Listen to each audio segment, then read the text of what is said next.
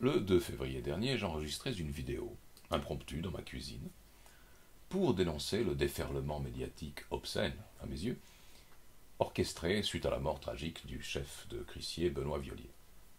2 jours plus tard, à ma surprise, un journaliste du Temps répliquait à cette vidéo sur le site du Temps en me renvoyant l'accusation d'obscénité. Olivier Français commence par relayer les opinions de certains, je cite, mais je ne sais pas qui c'est, qui se demandent si le nombre de vues confidentielles de cette vidéo mérite autre chose que le silence, un silence méprisant, bien entendu. La question vaut réponse. Et en bon journaliste, il n'a pu s'empêcher, lui, de faire écho à mes propos effarants, quoique confidentiels. Cela dit, l'honneur d'être interpellé par le Temps n'a pas affecté tellement la confidentialité de ma vidéo, puisqu'elle n'a gagné qu'une centaine de vues en 24 heures.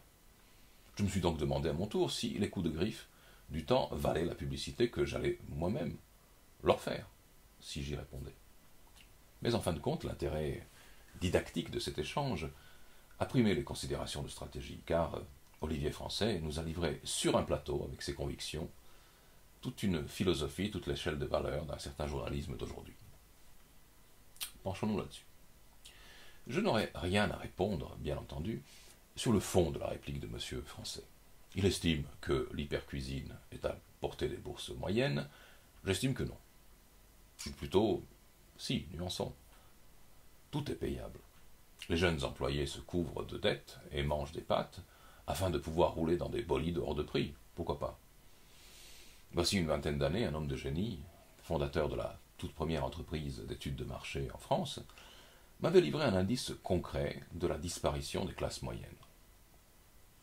Dans les années 50, me disait-il, les familles ordinaires se payaient 3 rations de viande par semaine, la dinde à Noël, et 1 mois à Palavas-les-Flots ou ailleurs sur le littoral français.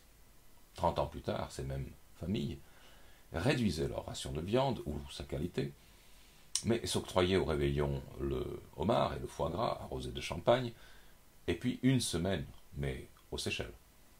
Bref, elles remplaçaient une part de nourriture et de repos réel par du fantasme d'opulence. L'industrie du rêve commençait manifestement d'exercer son effet hypnotique sur les masses. Dutronc avait bien flairé son époque, en chantant « Toute ma vie j'ai rêvé d'être une hôtesse de l'air ».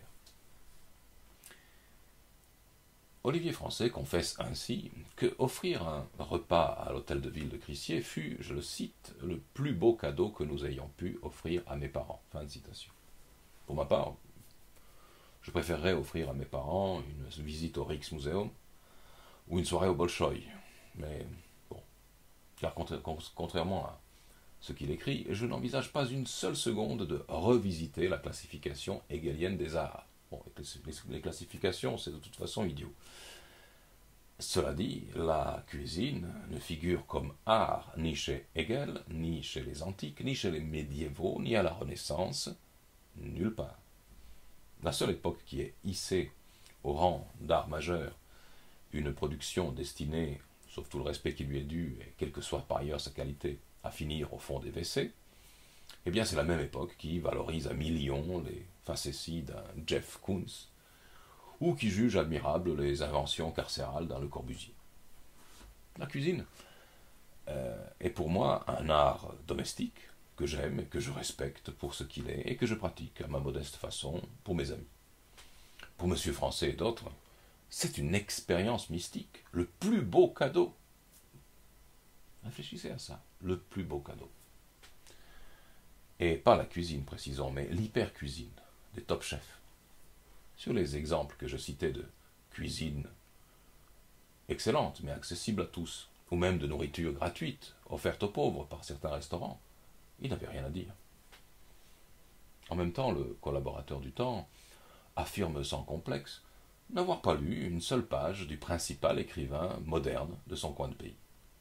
Si la ministre française de la Culture, me direz-vous, n'a pas lu une seule page du dernier prix Nobel français, pourquoi un journaliste du Temps aurait-il lu le Goncourt suisse?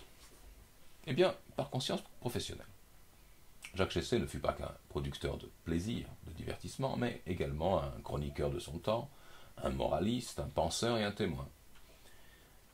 Pour ma part, je ne l'ai pas lu par plaisir, mais pour connaître le paysage culturel, littéraire, psychologique et somme toute humain du pays où je vis. Avoir lu L'Ogre et Le Portrait des Vaudois de Chessé, pour un journaliste travaillant en Suisse romande, c'est pas une affaire de goût ni de plaisir, c'est une affaire de compétence et de culture générale. Les journalistes qui n'en ont pas conscience sont remplaçables par le premier blogueur venu, et du reste c'est le cas, l'effritement du lectorat du temps en est un joli symptôme. Mais venons en fait. Où est l'obscénité, m'interpelle monsieur Français. Un peu d'esprit, écrit-il, aurait dû me conduire à me taire alors que les larmes sont encore chaudes. Je le cite. Dans ce contexte de réprobation morale, il était inévitable qu'on m'appelât conseiller en communication d'Oscar Freisinger, ce que je suis. Alors que cette activité-là, en l'occurrence, n'a absolument rien à voir avec l'affaire qui nous occupe et qui relève plutôt de la cuisine. Mais une petite louche de compromission pavlovienne avec un personnage sulfureux est toujours bonne à rajouter.